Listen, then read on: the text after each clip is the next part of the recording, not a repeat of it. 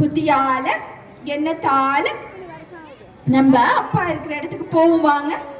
நம்ம இப்ப கண்களை மூடி நாம ஒரு ஆத்மான்னு உணர்வோம். நான் அழியக்கூடிய தேகம் அல்ல, அழியக்கூடிய உடல் அல்ல, நான் அழிவில்லாத ஆத்மா.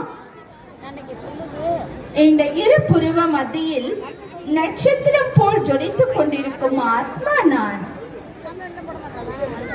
நான் என் எண்ணத்தால் நினைவுகளால் இந்த தேகத்தில் இருந்து விடுபட்டு இதோ பறந்து செல்கின்றேன். நினைவுகளால் பறந்து செல்கின்றேன். மேகங்களையும் கடந்து செல்கின்றேன். ஆஹா, அற்புதமான சூரிய சந்திர மண்டலங்களையும் கடந்து நினைவுகளால் நட்சத்திர மண்டலத்தை நான் அடைந்து விட்டேன்.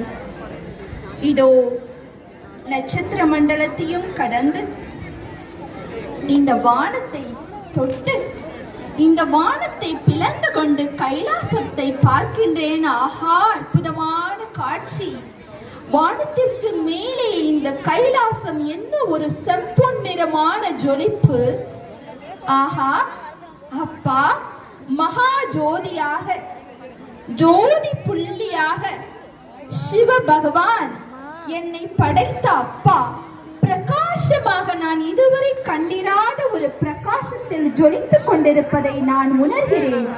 இந்த மனக்கண்களால் நான் பார்க்கின்றேன்.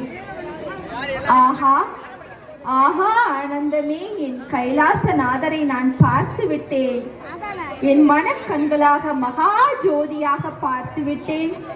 இதோ இந்த ஜோதிக்குள் நான் கலந்து கொள்கின்றேன், கரைந்து கொள்கின்றேன்.